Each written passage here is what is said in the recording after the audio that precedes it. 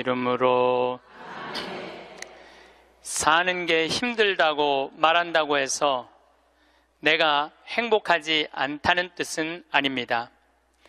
내가 지금 행복하다고 말한다고 해서 나에게 고통이 없다는 뜻은 정말 아닙니다. 마음의 문 활짝 열면 행복은 1000개의 얼굴로, 아니 무한대로 오는 것을 날마다 새롭게 경험합니다. 어디에 숨어있다 고운 날개 달고 살짝 나타날지 모르는 나의 행복과 숨바꼭질하는 설렘의 기쁨으로 사는 것이 오늘도 행복합니다. 영광이 성부와 성자와 성령께. 성부와 성자와 성령의 이름으로.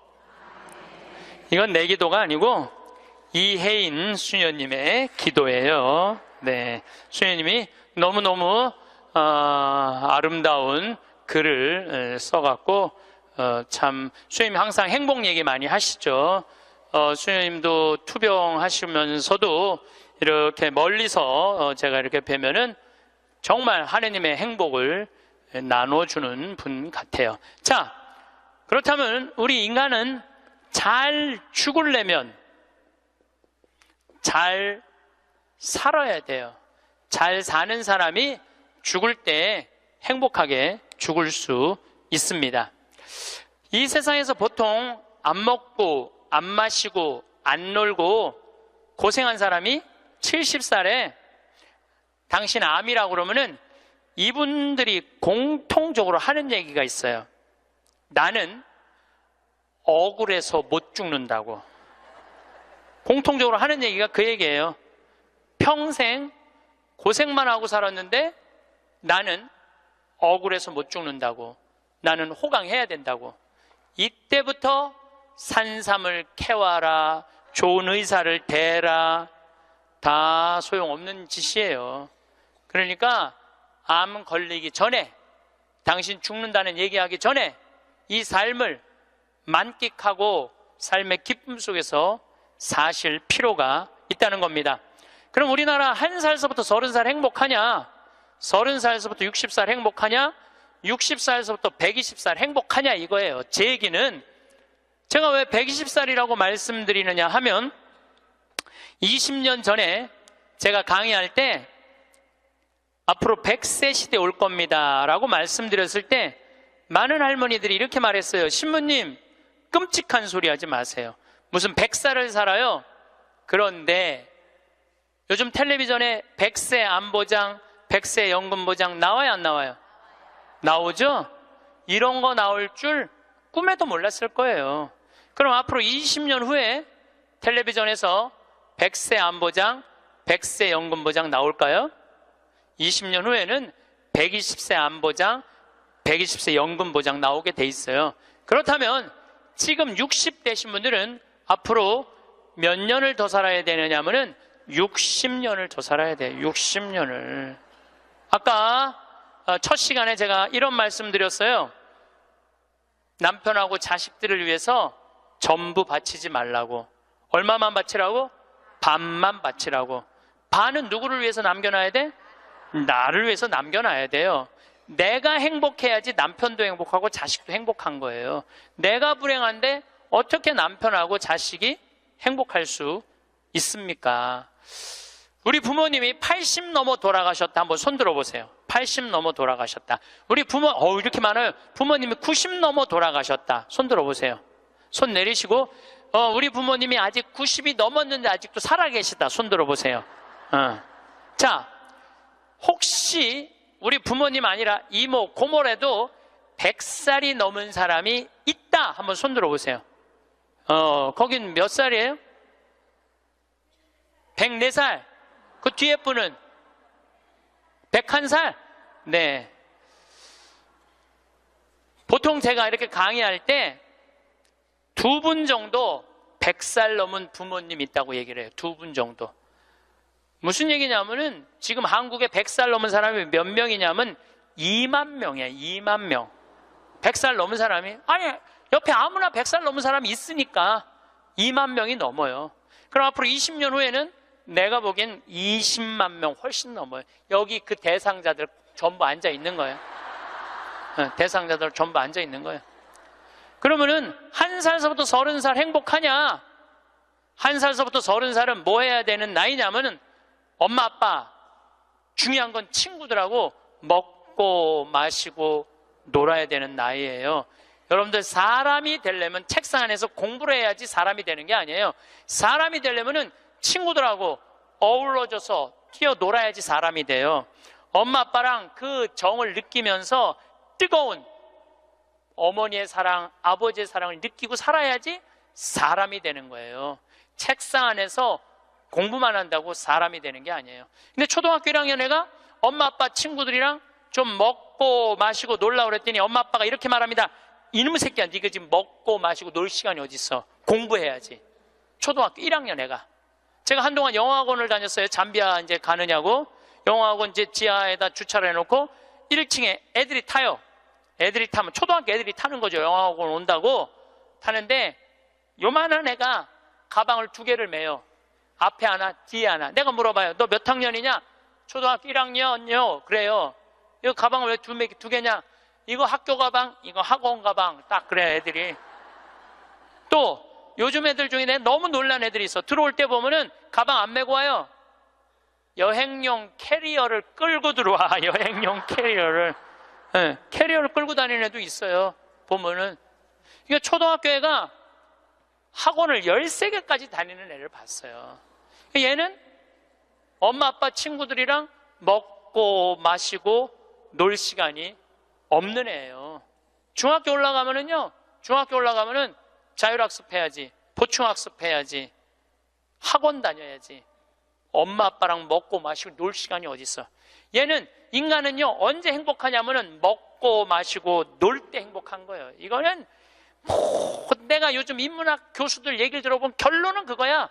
근데 너는 나중에 행복해. 넌 지금 나중에 행복하려면 지금 먹고 마시고 놀지 말어. 그래갖고 먹고 마시고 놀지 못하게 해요. 그럼 너 서울대학 가서 먹고 마시고 놀아. 그럼 우리나라 서울대학 가는 애들은 공부하는 애들의 0.5%만 서울대학을 가요. 99%는 서울대학 못 가요. 99%는 가지도 못할 서울대학 때문에 20년 인생을 다 날려버리는 거예요. 얘네들은 먹고 마시고 놀지 못하는 거예요. 그래서 얘네들 안에 뭐가 없느냐면 기쁨이 없어요. 얘네들 안에 뭐가 없느냐면 행복이 없어요. 친구가 있어야지 사람은 행복한 거예요. 친구가 없는 사람은 판단력이 떨어지게 돼 있어요. 친구가 없는 사람은 정보가 취약할 수밖에 없어요. 그 부모로부터 받은 후광 외에는 아무것도 없었던 거예요. 지금 와서 보니까. 여러분들 자식들도 정말로 답답하게 키우고 싶으면 계속 학원 보내면 돼요. 예. 그러니까 제일 중요한 거는 먹고 마시고 노는 거예요. 그럼 얘가 30년 동안 30살 이후부터 너 행복해야 돼. 그 30살부터 얘가 삼성에 취직해갖고 행복할 수 있다고 생각하세요? 우리말에 이런 말이 있어요. 먹어본 놈이 먹고 놀아본 놈이 논다고. 먹고 마시고 노는 것도 아무나 먹고 마시고 노는 게 아니에요. 먹고 마시고 놀 줄 모르면은 얘는 나중에도 행복할 수가 없어요. 나는 직원들한테도 나중에 잘 안 해줘요. 언제 잘해줘? 지금 잘해줘. 지금 잘해주려면 지금 잘해줘. 나는 가끔 무슨 공항에 20년 동안 청소하는 아줌마들 140만 원 월급 준다는 게 난 이해가 안 되더라고요. 그건 식구로 생각하는 게 아니에요. 우리 집에 와서 일하면은 내 식구인데 적어도 우리 집에서 일을 하면서 인간의 품위는 유지하고 살아야 될 거 아니에요. 그러니까 대우를 잘해줘요. 그런데 저는 학벌을 참 싫어해. 내가 아주 공개적으로 강의 때 얘기하잖아요. 난 서울대학 싫어한다고. 싫어해요. 저는 내가 서울대학 1년에 한 번씩 특강 꼭 가지만 그래도 싫어해요. 그래도 싫어해요. 예. 그래서 우리는 학벌을 따지지 않아. 직원 채용할 때 서울대학을 나왔든 유학을 갔다 왔든 이대를 나오든 연대를 나오든 일반 대학을 나오든 중학교를 나오든 고등학교를 나오든 초등학교를 나오든 첫 월급은 똑같아. 다 210만 원이에요. 아무리 잘났어도 210만 원, 아무리 못났어도 210만 원. 거기서부터 내가 평가하겠다는 거예요. 그리고 왜 내가 학벌을 따지지 않느냐 하면은 매주 띄우는데 뭐하러 서울대 졸업장이 필요해? 매주만 잘 띄우면 되지. 그렇지 않아요? 아니 매주가 서울대생만 보면 나 잘 떠야 되겠다 이래요? 나는 행복한 사람이 매주도 잘 띄우더라고 보니까. 이번에 우리 생태마을에서 깻잎을 4.5톤을 땄어요. 깻잎 장아찌 하려고 4.5톤 어마어마하게 땄어요. 그런데 깻잎 따는데 뭐하러 그놈의 2대 졸업장이 필요해.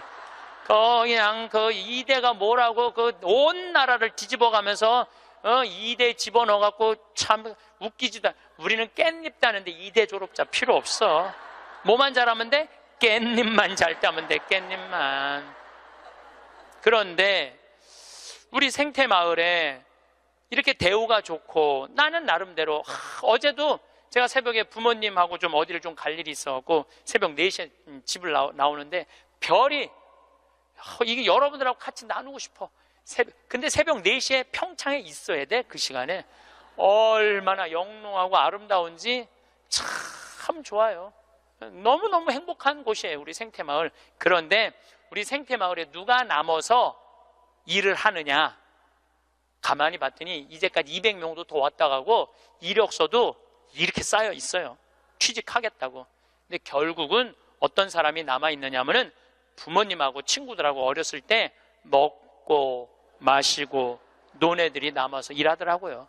간혹 저한테 신부님 우리 애가 우울증이에요, 우리 애가 왕따 당했어요, 우리 애가 컴퓨터 중독이에요, 우리 애가 알코올 중독이에요, 신부님 사람 하나 살리는 셈 치고 우리 애 좀 받아주세요. 내가 또 마음이 약하니까 받아줘요. 받아주면은 3개월 이상을 못 버텨요. 본인이 그런다고 생태마을의 환경이 아무리 좋아도 그렇게 내가 아까 얘기했죠. 먹어본 놈이 먹고 놀아본 놈이 노는 거라고. 어렸을 때 불행하게 자란 애들은요 그 공동체 안에서 직장생활 못해요. 아니 KBS에서도 실험을 했잖아요. IQ 좋은 애, 성적 좋은 애, 생활기록부 좋은 애, 이거 쉽게 말하면 먹고 마시고 노는 애. 초등학교 6학년 때 요 성적표를 가지고 30년 후에 추적을 해봤어요. 누가 행복하게 사나? 그랬더니 IQ 좋은 애도 아니고 성적 좋은 애도 아니고 뭐 좋은 애야? 생활기록부 좋은 애, 먹고 마시고 노는 애들이요 결국은 잘 살더라 이거예요. 결국은. 그러니까 여러분들 자식들한테 너 공부 잘해야지 행복하다는 얘기는 틀린 얘기예요. 이 얘기가 핀란드에서는 이미 결론이 난 거예요. 핀란드는 초등학교 입학 조건이 뭔지 아세요? 잘 노는 애. 잘 노는 애가 입학 조건이에요. 입학 이제 학생들 뽑으려고 전부 다 애들이 와 있잖아요. 근데 놀이시설을 딱 놀게 해요. 근데 한 애가 안 놀아. 그럼 부모 불러갖고 뭐라고 그러는지 알아요? 얘 유치원에 다시 보내라고. 왜 우리 애가 유치원에 가? 얘는 지금 노는 법을 모른다고. 놀아야지 사람이 되는 거예요. 놀아야지. 근데 우리는 먹고 마시고 노는 일을 아주 우습게 보는 거예요. 우리나라가 독일보다 4개월을 일을 더 해요. 4개월을 일을 더 하고 미국보다 3개월을 더 일을 해요. 1년에. 그런데 우리가 독일보다 잘 살아요? 미국보다 잘 살아요? 그렇게 뼈 빠지게 일을 하는데도 일한다고 돈 버는 게 아니에요. 제가 아주 재미난 일이 있었어요. 신나는 일이죠. 잠비아에 이제 우리 치과 의사들이 이번에도 1,400명 환자를 봤어요. 안과 의사 2분, 치과 의사 9분이 환자를 1,400명을 봤어요. 일주일에. 어마어마하게 환자를 봤죠. 근데 이제 그 의사 4년째 나 따라다니는 의사가 나 가기 전에는 맨날 신부님 나 비행기에서 떨어져서 죽었으면 좋겠어요. 차가 와서 쳐서 죽었으면 좋겠어. 그랬던 의사예요. 근데 잠비아 봉사활동 가면서부터 사는 게 즐거운 거야. 내 걸 나누니까 자기 존재의 의미가 있는 거예요. 근데 이 의사가 참 돈을 많이 버는 의사예요. 그런데 왜 죽고 싶으냐? 건물은 큰 걸 사놓고 그 빚을 해대느냐고. 화장실 가는 게 아까워갖고 물을 안 마셔. 오줌 누는 시간이 아까워갖고 진료 시간이. 그러니까 사는 게 즐겁지 않은 거죠. 여러분들 인생에 정말 힘든 게 뭔지 아세요? 확장 이전이에요. 여러분들 괜히 아파트 20평에서 40평 넓혀가는 거, 장사 잘 되는 가게 10평에서 40평 넓혀가는 거 다 고통의 시작이야. 그냥 있는 데서 살아요. 뭐하러 확 확장 이전을 해. 행복하지 않았던 거야. 근데 잠비아를 떠나면서부터 사는 게 즐겁기 시작한 거예요. 그리고 내가 얘기했어요. 인생은 화장실도 안 가고 진료하는 게 인생이 아니야. 먹고 마시고 노는 게 인생이야. 제발 먹고 마시고 놀아. 그랬더니 그때부터 먹고 마시고 놀기 시작하는 거예요. 일주일에 이틀 과감하게 놀고 1년에 성지순례 10일 나 따라가고 뭐 성지순례 뭐 다른 데 또 가고 뭐 호주 의사들 같이 여행 다니고 1년에 40일을 놀아요. 40일을 무지하게 노는 거예요. 그러니까 그 조카가 이제 군대 갔다 와서 아르바이트 하면서 그렇게 노니까 이모한테 그렇게 물어보더래요. 이모, 이 치과 월급은 나오는 거야? 이렇게 물어보더래요. 그런데 내가 물어봤어요. 그렇게 먹고 마시고 놀면서 진료할 때랑 화장실도 안 가고 진료할 때랑 어느 때 돈을 더 많이 버느냐? 그랬더니 요즘이 훨씬 많이 번대요. 그리고 세무서에서 연락 왔대요. 돈이 너무 많이 벌려갖고 세무조사 나올 테니까 직원들하고 또 어디 놀러 가라고. 그래서 이제 다음 달에 어디 정동진인가 직원들 데리고 놀러 간대요. 여러분들 집에서 청승 떨고 아무것도 안 마시고 지립대 일만 한다고 돈이 벌려지는 게 아니에요. 먹고 마시고 놀 때 돈도 많이 벌리는 거예요. 우리 생태마을 요즘 다 망한다고 그러잖아요. 우리 생태마을은 작년에 매출액이 45억이었는데 올해 50억이야. 50억. 얼마나 뭐 청국장 가루 깻잎 많이 팔리는지 몰라요. 하루에 2천만 원씩 팔려. 하루에 2천만 원씩. 요즘 내가 사장인데 내가 사장이 뭐 할 것 같아? 맨날 먹고 마시고 노는 거야. 맨날 먹고 마시고 노는 거야. 직원들 줄 거 다 주고 아끼지 않아요. 줄 거 다 주고.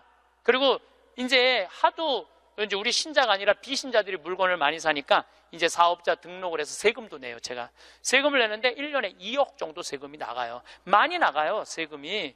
그럼 우리 국장이 신부님 왜 세금이 너무 많이 나가는데 현금은 신고하지 않아도 된다는 거예요. 그런 게 어디 있어? 현금도 다 신고해. 현금도 다 한 푼도 빼지 말고 다 야, 내가 신부로 사는데 왜 머리 복잡하게 살아?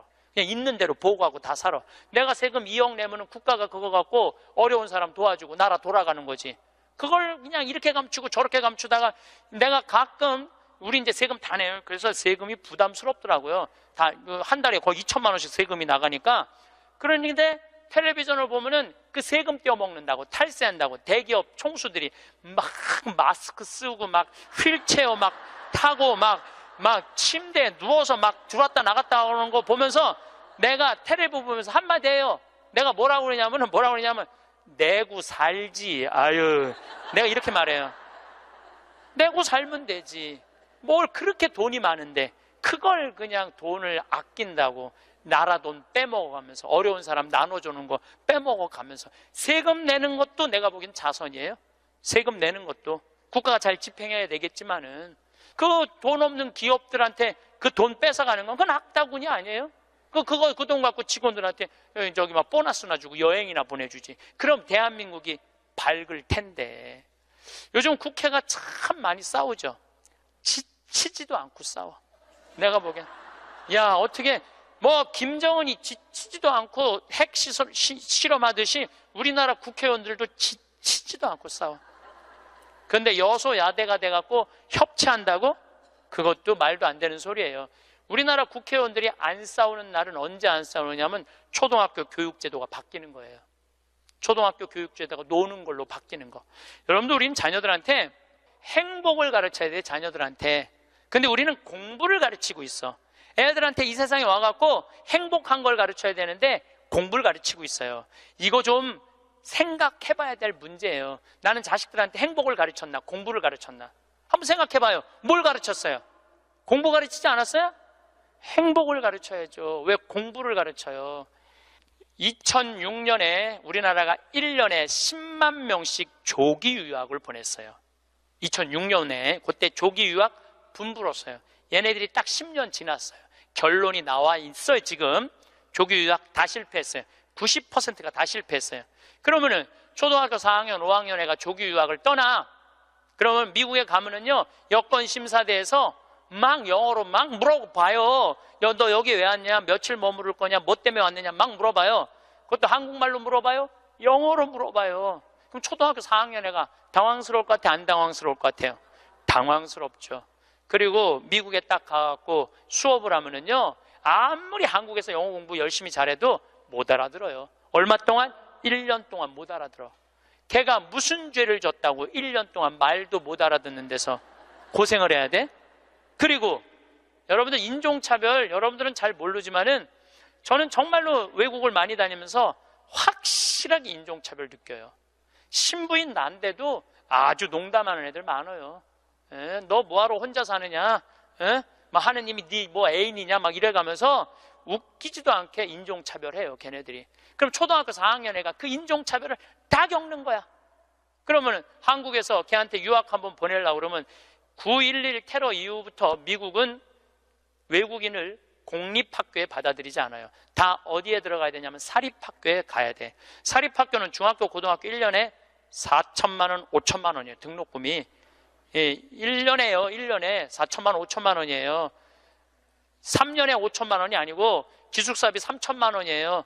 방학이 4번인데 거기 못 있어요. 부모 없으면은 한국에 들어왔다 나갔다 해야 돼. 그러면 얘는 혼자 간 애는 계속 들어왔다 나갔다 해야 돼요. 그럼 비행기 값 1,000만 원이야. 그럼 1억이 나가야 돼요. 유학 보내면은. 그럼 우리나라 대기업 연봉 1억이거든요. 1억이면은요, 아버지는 아무것도 안 쓰고 얘한테 다 보내야 돼. 아버지는 아무것도 안, 아버지도 먹고 마시고 놀아야 되는 사람인데 그걸 못 하는 거예요. 그러니까 자식하고 마누라 보내면은요, 더 아무것도 못 해. 그러니까 친구들도 하루 이틀 같이 놀아주는 거지. 저녁 같이 술도 못 먹자고 그래요. 내가 기러기 아빠들이랑 술 많이 먹었어, 옛날에. 먹어보면 그 얘기를 하면 정말로 가슴이 아파요. 그러면은 하루 이틀 그러다가 이제 혼자 술집에 가는 거야. 혼자 술집에 뭐 장미 뭐 이런 데 가면은 그 아가씨가 아유 사장님 외로워 보여 이렇게 말하면은 내 마음을 알아주는 여자는 이 여자밖에 없구나. 그래서 뭐해? 사랑에 빠지는 거예요. 그걸 남들은 바람 핀다고 그러지. 예. 그래서 바람 피는 거예요. 혼자 외로우니까. 인간은 어쩔 수가 없거든요. 그 시간에 집에 들어가갖고 아이하고 아내하고 해주는 거 맛있게 먹고 마시고 놀았으면 그 사람 바람 안 폈을 거예요. 대기업의 부장 정도 올라갈 사람이면 열심히 산 사람이니까. 그렇죠? 그러면은 애는 학교 가갖고 언어 안 돼, 인종차별 당해. 엄마는 또 미국 가갖고 애 학교 가면은 심심하잖아요. 거기서 또 놀고 있는 또 멀쩡하게 생긴 남자하고 또 외로우시겠어요, 사모님. 그럼 거기서 또 이제 또 바람 피고, 아빠는 한국에서 바람 피고 엄마는 미국 가서 바람 피고 애는 인종차별 언어에 갖고 정신 우울증에 걸리고 그런 일이 벌어진다니까요. 한두 집이 아니라니까요. 뭐를 위해서 애를 유학을 보낸 거예요? 뭐를 위해서? 다 집안 풍비박산 만들어 놓고. 그러니까 애한테 공부를 가르치면 안 된다니까요. 행복을 가르쳐야 돼요. 우리가 뭐를 해서 행복한지. 그래서 10년 동안 간 애들 중에 정말로 한국에도 아니고 미국에도 아닌 애들 많아요. 이건 아무것도 아니야. 대학 졸업하고 유학을 가면요, 얘 심지라도 있어요. 대학 졸업해서 유학 가는 애들. 근데 초등학교, 중학교 때 가는 애들은 심지도 없는 애들이야. 내가 한국인지 미국인지 구분도 안 되는 애들이야. 그래갖고 적응 안 되면은 중학교에 가면은 유학 온 한국 애들, 말 안 통하는 영어 안 되는 애들끼리 모여요. 모여서 노래방 가고 한국 드라마 보고 술 먹고 담배 피고, 고등학교 올라가면 마약해요. 마약하면은 또 걸리면은 감옥에 갔다 왔다 하고. 정말로 이 아이의 출세를 위해서, 이 아이의 미래를 위해서 유학을 보냈는데 아버지도 바람피고 엄마도 바람피고 애는 마약하고. 이런 집이 한두 집이 아니라니까요. 너무너무 많은 거예요. 이런 집이. 성공하는 비율은 10%밖에 안 된대요. 10%밖에. 그러니까 90%는 다 망가지는 거야. 그래갖고 이제 한국에 돌아오면은 집안이 완전히 망가진 거야. 애는 집에서 나가지도 않고. 왜냐하면 유학이라는 건 갔다 왔는데 대학을 졸업한 것도 아니고 한국에서 취직되는 것도 아니고, 그러니까 아무것도 못하는 거야. 그래서 나한테 와서 신부님 얘 좀 고쳐달라는 거야. 자기가 10년 동안 망가뜨려 놓고 나한테 1시간 만에 고쳐달라는 거야. 내 안수하면 손에서 아무것도 안 나오는데 뭘로 고쳐 내가. 그런데 이제는 1년에 10만 명씩 가던 게 이제 3만 명밖에 안 가요. 왜? 실패한 게 결론이 났으니까. 나는 그러지 말자는 거예요. 그 1년에 1억씩 유학비 보낼 돈이 있으면 그 돈 갖고 한국에서 엄마 아빠 자식이랑 행복하게 먹고 마시고 놀으라는 거예요. 그럼 이 집은 깨지지도 않고 애는 아주 건강하게 자랄 거예요. 우리가 아주 중요한 거를 놓치고 있는 거예요. 별거 없어. 인생이 뭐 그렇게 복잡해? 그리고 여러분들 출세, 그것도 해봐야. 난 텔레비전 보면서 출세하는 거 하나도 안 부러워요. 뭐 민정수석 무슨 수석들 지금 그게 사람 사는 거예요? 저런 모습이? 차라리 그 자리에 안 가면은 거짓말도 안 할 거 아니에요. 그 자리에 가면 어쩔 수 없이 거짓말하고. 어떻게 보면 여러분들이 훨씬 행복한 분들이에요. 여러분들은 거짓말 일이 뭐가 있어? 누가 돈을 갖다 줘야지 안 받았다고 그러지. 누가 돈을 갖다 줘야지 안 받았다고. 그렇다면은 30살에서부터 60살은 행복하냐? 대한민국에. 자, 이 30살에서부터 60살은 저는 인생의 황금기라고 생각해요. 여러분들, 여행은 가슴이 떨릴 때 가야지 다리가 떨릴 때 가면 안 된다니까요. 근데 이때 가야 될 때야. 가야 될 때야. 그런데 자식 공부시킨다고, 자식 출세시킨다고 나는 안 먹고 안 마시고 안 놀아. 30년 동안 그랬어. 그럼 이 사람은 30년 동안 껍데기 인생을 산 거예요. 자기 인생 산 거 아니에요.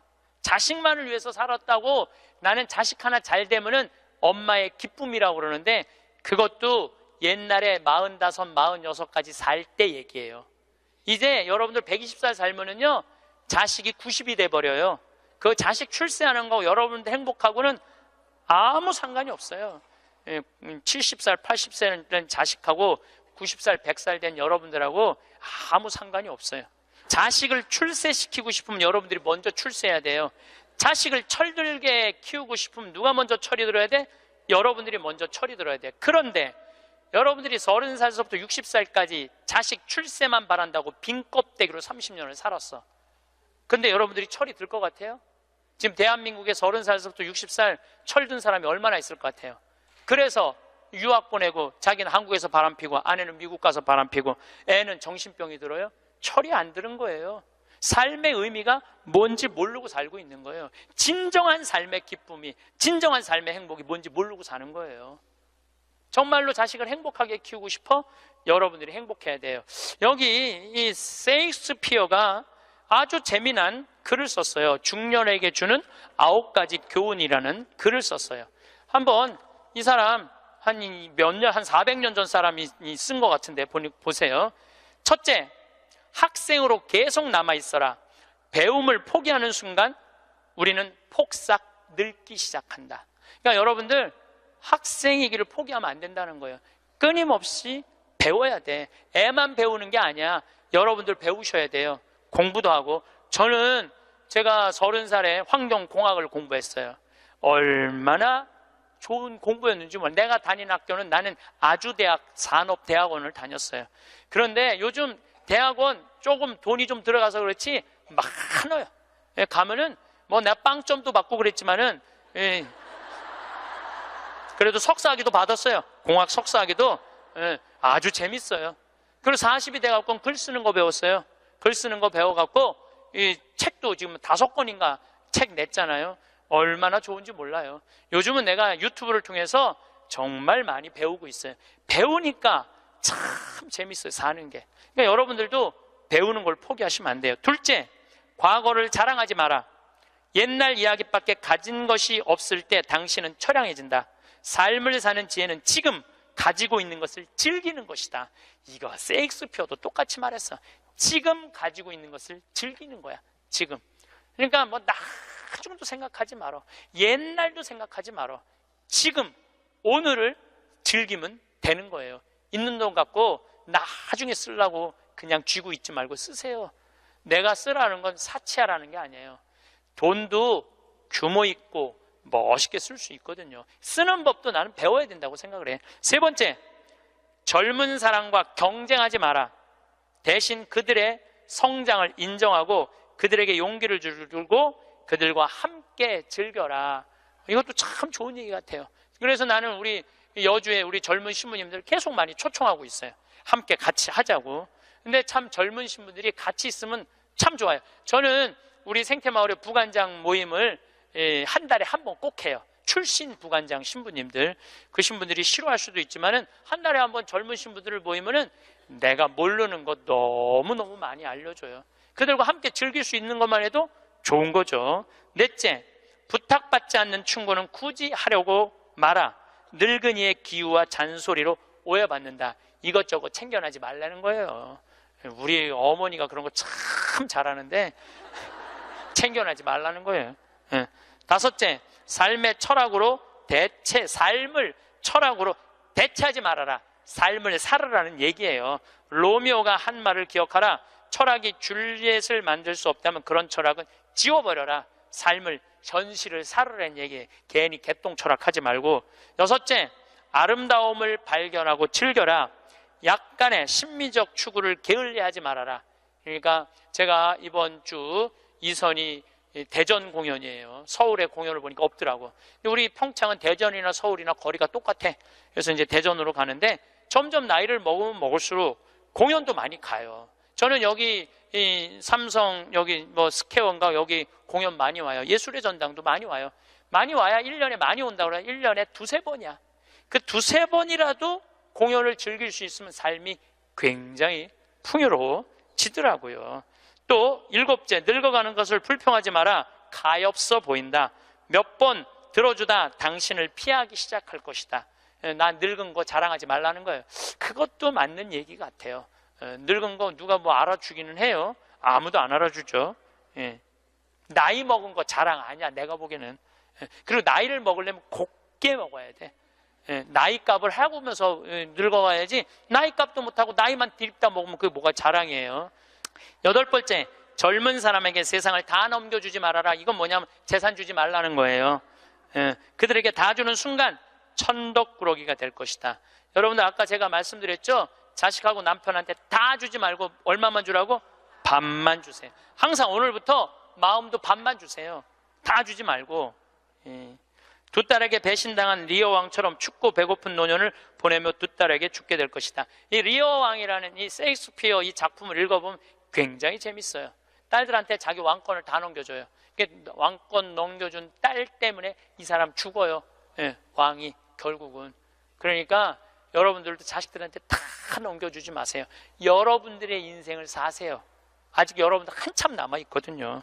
아홉 번째, 죽음에 대해 자주 말하지 마라. 죽음보다 확실한 것은 없다. 인류 역사상 어떤 예외도 없었다. 확실히 오는 것을 일부러 맞으러 갈 필요는 없다. 삶을 탐닉해라. 그때까지 삶을 먹고 마시고 즐겨라, 이 얘기예요. 먹고 마시고 즐겨라. 우리는 살기 위해 여기에 왔노라. 즐겁게 살라고 여기에 온 거란 얘기예요. 그러니까 이 30부터 60까지 여러분들은 나는 자식을 위해서 아무것도 안 한다, 이런 생각하지 말라는 거예요. 내 삶을 살아가라는 거예요. 그러면 60살서부터 120살은 행복하냐? 60살서부터 120살 나는 자식한테 바라는 거 하나도 없어. 나는 보상 심리가 없어. 이거 다 거짓말이에요. 자식한테 왜 바라는 게 없어요? 얼마나 많이 바라는데요. 자식이 용돈 안 갖다 주고 전화 안 하고 찾아오지 않으면 섭섭하다고 얘기합니다. 여기 있는 분들 다 그렇게 얘기해요. 얘기 안 하는 분들 거의 없다고 보면 돼요. 그런데 여러분들 60살서부터 120살까지 어떻게 자식이 60년 동안 효도를 할 수가 있어요? 그게 가능하다고 그런 생각 드세요? 나는 60년 동안 효도 받아 먹을 거야. 60살서부터 120살까지. 이거는 있을 수 없는 얘기예요. 그리고 늙어서 자식이 효도하면 행복하고 자식이 효도하지 않으면 불행하고. 왜? 늙어서 행복을 자식한테 떠넘겨. 그냥 내가 행복하면 안 돼요? 왜 자식한테 그걸 힘든 걸 넘겨요? 그리고 여러분들 자식들 중에 여러분들 집에 태어나고 싶어서 태어난 놈은 한 놈도 없어요. 여러분들이 좋아서 난 거지. 그러니까 뭘로 끝내야 되냐면 키운 걸로 끝내야 돼. 그런데 보상 심리가 있어요. 내 자식이 의사야. 그러면 내 주머니에 돈이 1,000만 원 있어도 이 할머니 절대 너 돈으로 가서 안 사 먹어. 뭐라고 그러냐면, 왜 내가 내 돈 주고 사 먹어? 잘난 의사 있는데. 나는 의사 아들이 와서 사줄 때까지 나는 기다릴 거야. 기다려. 1년이고 2년이고 기다려. 의사 아들이 와서 사줄 때까지. 근데 여러분들 자식이 무슨 무당이야? 막 수술하다가 엄마가 오늘 갈비 먹고 싶어 하네? 내가 가서 갈비 사줘야지. 전화해요. 엄마, 내가 막 수술하다가 생각이 나는데 어머 오늘 갈비 먹고 싶었지? 내가 오늘 가서 사줄게 라고 전하는 자식은 대한민국에 단 한 명도 없습니다. 지금 70, 80 된 나 갈비 먹고 싶은 거 누구만 알아? 나만 알아요. 여러분들 이걸 아셔야 돼요. 여러분들은 자식 생각밖에 없지만 자식은 여러분들 생각 없어요. 그건 확실합니다. 왜냐면 이게 실험의 결과가 나왔어요. 어떤 실험을 했느냐면 요즘은 사랑의 감정을 촬영할 수 있대요. 그래갖고 할머니들한테 젊은 자식들 사진을 보여주고 뇌파 촬영을 해보니까 막 그냥 뇌파가 난리도 아니라는 거예요. 자식 사랑의 감정 잘된 자식은 좋아갖고 막 난리고 못된 자식은 그게 안타까워갖고 막 난리가 아니라는 거예요. 그러니까 여러분들은 지금 자식 보면은 뇌가 막 진동을 해, 사랑의 감정이. 그런데 자식한테 늙은 엄마 사진을 보여주고 뇌파 촬영을 해보니까 아무 반응이 안 일어나는데, 내가 이거 KBS에서 봐서, KBS에서 의사들이 실험하는 거를. 그러니까 여러분들은 자식 생각하는 거하고 자식이 여러분들 생각하는 거하고는 이건 차원이 달라요. 차원이. 정말 생각 없어요. 저도 어머니 아버지 86, 84살이에요. 그런데 내가 막 신부됐을 때 어머니 60이었을 때 어머니가 그랬어. 늙으면 죽어야 된다고. 그때 이제 효도할 때가 됐는데 죽으면 안 되지. 그래갖고 어머니 아버지 모시고 파리, 로마, 이스라엘, 베이징, 우리나라 금강산, 백두산, 우리나라 좋다는 데 온천 다 모시고 다녔어요. 왜 모시고 다녔느냐 하면 죽는다니까. 빨리 보여줘야 될 거 아니야. 죽기 전에 5년 동안. 근데 요즘은 어머니가 늙으면 죽어야 돼 그 소리 하면 막 화가 나요. 왜 화가 나냐면 그 얘기한 지 24년이 지났어. 24년. 죽을 기미가 안 보여요. 요즘 어떻게 잘 드셔서 그런지 완전히 얼굴이 새색시 같아. 새색시. 얼마나 이쁜지 몰라. 그러니 죽겠어요? 안 죽어요. 그럼 24년을 내가 효도를 할 것 같아요? 5년 하고 끝났어요. 나도 5년 하고. 요즘은 나 강의 막 다니다 보면 한 달 동안 한 번도 생각 안 할 때 있어요. 한 번도. 근데 어머니는 아침에 일어나고 제일 먼저 나 위해서 묵주기도 20단 한대요. 하루 종일 아들 생각하는 거지. 집에 가보면 온통 내 사진이야. 그냥 온통 내 사진. 그런데 놀라운 건 우리 사제관은 어머니 아버지 사진 하나도 없어요. 하나도. 그런데 나만 그렇겠어요? 여러분들 자식들 먹고 살기 바쁜데 생각 안 해요. 그러니까 이제 내 인생의 주인공은 누구라고 생각하면 돼? 나라고 생각하면 돼. 그러니까 내가 지금 갈비 먹고 싶은 거 누구만 알아? 나만 알아. 그럼 누가 사줘야 돼? 내가 사줘야 돼. 누구 돈으로? 내 돈으로. 무슨 돈으로? 집 잡혀서 사줘야 돼요. 집 잡혀서. 그런데 우리나라 노인이 지금 700만 명이에요. 65세 이상이. 그러면은 부부가 산다고 하면 350만 세대죠. 350만 세대 중에 집 잡혀서 주택연금으로 사는 세대는 3만 5천 세대예요 지금. 그럼 100명 중에 1명만 연금으로 사는 거예요. 자, 나 65세 넘었다. 한번 손 들어봐. 65세 넘었다. 왜 손 안 들어? 여기 지금 다 내 눈에 보이는데 이렇게 많어. 자, 손 내리세요. 자, 이 중에 나 정말로 집 잡혀서 연금으로 생활하고 있다면 손 들어보세요.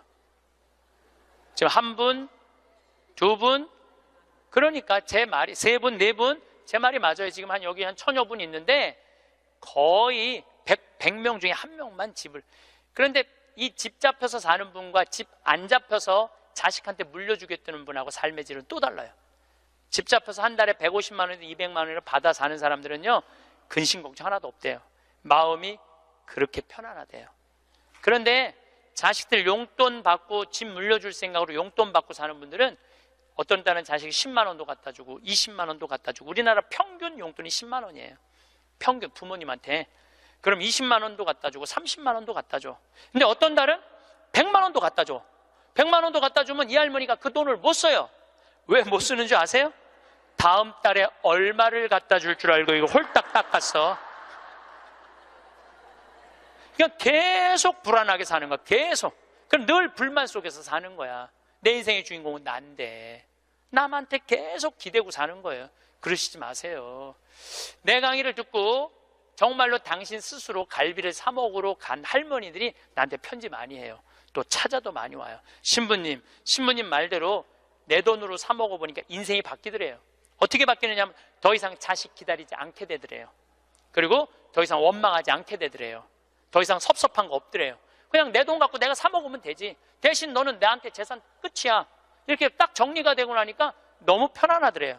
그리고 남은 인생은 내가 책임질 수 있겠다라는 자신감이 생기더래요. 그래서 너무 감사하다고, 너무너무 감사하다고. 아니, 그 할머니 중에 내 강의에 딱 맞는 할머니 한 분 오셨어. 여기 여의도에 사는 분인데 개신교 다니는 분이야. 순복음교회 다닌대요. 빌딩이 3개가 있대. 근데 뭐 하여튼 에쿠스 뭐 900인가 뭐 리무진인가를 타고 왔는데 어마어마하게 좋은 차를 타고 왔어요. 예, 에쿠스가 아니라 제너시스. 기사를 태워. 근데 그러는 거예요. 신부님, 내가 40에 혼자 돼갖고 아들 셋을 키웠다는 거. 신부님 말대로 의사, 교수, 사장이라는 거예요. 전까지는 내가 너희들 그렇게 키웠는데 왜 나 한번 안 찾아오느냐, 맨날 원망했대요. 근데 어느 날 갑자기 내가 그러더래요. 늙어서 갈비 먹고 싶으면 지 돈으로 사 먹으라고. 왜 자식을 기다리느냐고. 근데 자기 돈으로 사 먹어보니까 더 이상 안 기다려지더래요. 섭섭한 거 없더래요. 그리고 사는 게 너무너무 즐겁더래. 내 자식하고의 이런 관계를 끊고 내 삶을 살다가 보니까 걸리는 게 하나도 없대. 그러니까 여러분들도 그렇게 사셔야 돼요. 언제까지 자식하고 그걸 살 수 있다고 생각하세요? 그냥 내 인생의 주인공은 나야. 내가 알아서 살아야 돼. 그래서 여러분들의 인생을 꼭 사시기를 바랍니다. 자, 성부와 성자와 성령의 이름으로 아멘. 마지막, 돌아갈 곳이 어딘지 분명히 알고 있는 사람. 돌아갈 곳이 어딘지 알아 그 길을 닦으며 사는 사람. 먼 여정에도 가지고 갈 것이라고는 남에게 베푼 것뿐인 사람. 가지고 갈 것이 하나도 없이 살아온 흔적조차 남기지 않는 사람. 살아서는 조롱과 부끄러움에 비틀거리지 않는 날이 오도 영광이 성부와 성자와 성령께 성부와 성자와 성령의 이름으로 아멘. 감사합니다.